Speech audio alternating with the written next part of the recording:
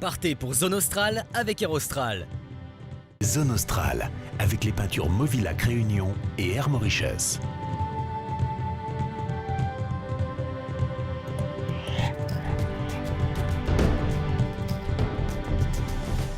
Ce soir, Zone Australe vous emmène aux Seychelles sur les îles paradisiaques de la Digue et de Pralin, avec notamment la découverte de la vallée de Mai et de Sources d'Argent. Reportage signé Serge Marisy et Anthony Rivière.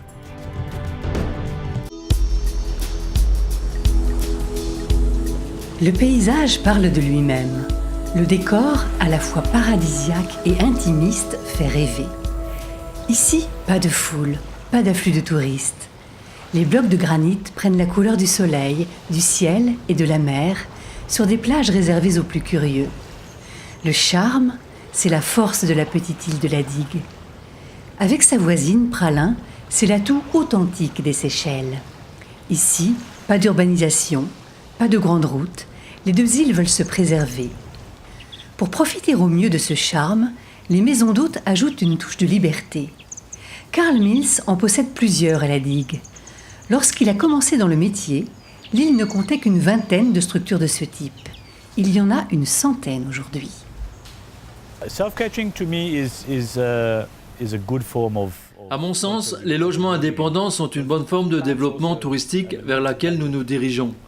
Ils permettent de proposer des tarifs plus abordables et laissent plus de liberté aux touristes pour, en exemple, découvrir la cuisine locale dans d'autres restaurants sans être limité à ce que propose un hôtel.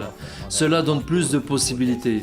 Et puis les touristes peuvent découvrir la réelle architecture et la vraie personnalité de l'île en se mélangeant à la population qu'ils rencontrent ici. Personalities with the people they're mixing with further to that. Mais les petites structures ne sont pas suffisantes.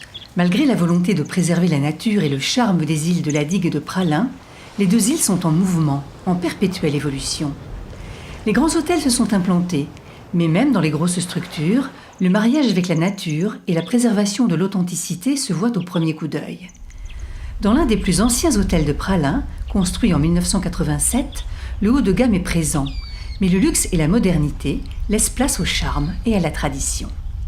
Nous avons déjà fait 3 rénovations depuis l'ouverture de l'hôtel. L'architecture elle-même n'a pas changé. C'est uniquement la décoration, les meubles.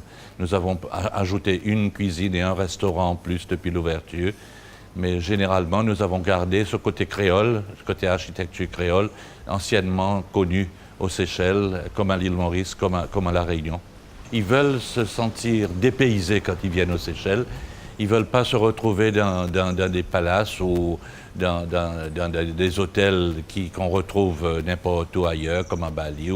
Ils veulent trouver quelque chose. Enfin, c'est notre clientèle, qui est quand même une clientèle fidèle. C'est ce qu'ils nous répètent, ne changez rien. Et pour sortir de l'ordinaire, les nouveaux hôtels poussent le concept d'authenticité à son extrême. À la Digue, à quelques mètres du port, une petite maison d'hôtes s'est transformée en quelques années en véritable complexe hôtelier de charme. Mais avec le souci de se fondre dans le décor naturel. Les chambres sont bâties sur la colline sans qu'aucun arbre ne soit détruit et le spa est tout simplement imbriqué dans la roche. Il a fallu 1 an pour construire le spa, qui est effectivement à mi-hauteur sur les roches. Et c'est tout un travail, de précision. Il faut faire effectivement très attention à l'environnement. Certaines roches peuvent être modifiées, mais en tout cas c'est un travail en collaboration avec l'environnement, les autorités locales et l'architecte pour être certain de préserver l'ensemble des éléments naturels qui sont dans l'enceinte de l'hôtel. D'autant plus que l'hôtel est situé près d'un étang dans lequel on a des espèces protégées, comme par exemple des tortues. Donc il faut faire effectivement très attention à l'environnement et à ce que l'on fait autour. Maison d'hôtes, hôtel à l'ancienne ou moderne, les 3 concepts se rejoignent sur la volonté de préserver les îles de la Digue et de Pralin. Dans leur discours, les 3 promoteurs sont d'ailleurs unanimes. Le développement des 2 îles a atteint ses limites. Mais il faut se rendre à l'évidence, les touristes sont de plus en plus nombreux à arriver par bateau. Ils proviennent de marchés de plus en plus variés pour découvrir les paysages uniques des Seychelles. Comme un symbole, les cocofès eux-mêmes doivent être protégés de l'affluence des touristes. La vallée de Mai, qui les abrite, est entrée au patrimoine mondial de l'UNESCO en 1983 avec les restrictions qui s'imposent. Il est interdit de manger les cocos-fesses. Avant, on en avait le droit. Ils ne sont pas comme les cocos normaux avec de l'eau.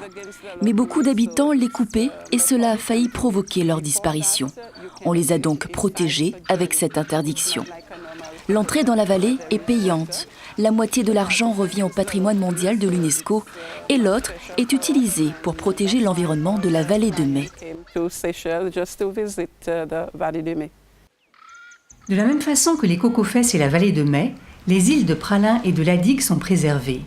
Pour y parvenir, le gouvernement séchellois refuse le tourisme de masse. Le développement des deux îles se fait avec mesure. On ne peut pas que construire des hôtels sans route, sans eau, sans électricité, sans personnel sur place, qui mettra la couleur locale à l'avant. Alors on est obligé, et c'est pour cette raison que cette année on a fait un master plan du tourisme, après 40 ans depuis qu'on est dans le tourisme. Avec le plan d'aménagement de la terre, maintenant on pourra dire voilà le nombre d'hôtels qu'on ira cette année, et l'année prochaine et l'année après. Avant ça a été un peu cas par cas. Maintenant ça sera bien rigide, et nous savons que nous ne pourrons pas avoir un tourisme de masse qui amènera un tourisme des vols charter, et ça va quand même détruire notre pays. Pas question de détruire ces paysages magnifiques, mais pour qu'ils le restent, Praslin et Ladigue doivent garder leur secret en fermant la porte à la foule. Pari réussi pour le moment. Le sable dense source d'argent et les sentiers de la vallée de Mai ne sont pas encore piétinés. Il est encore possible de s'y promener en toute tranquillité, avec le sentiment d'être le premier à découvrir les merveilles de ces îles.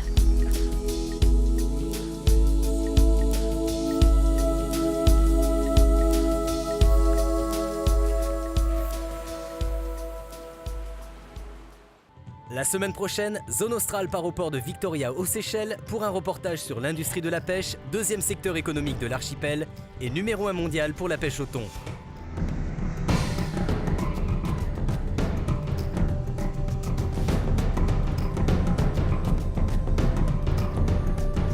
Zone Australe, avec les peintures Movilac Réunion et Air Mauritius.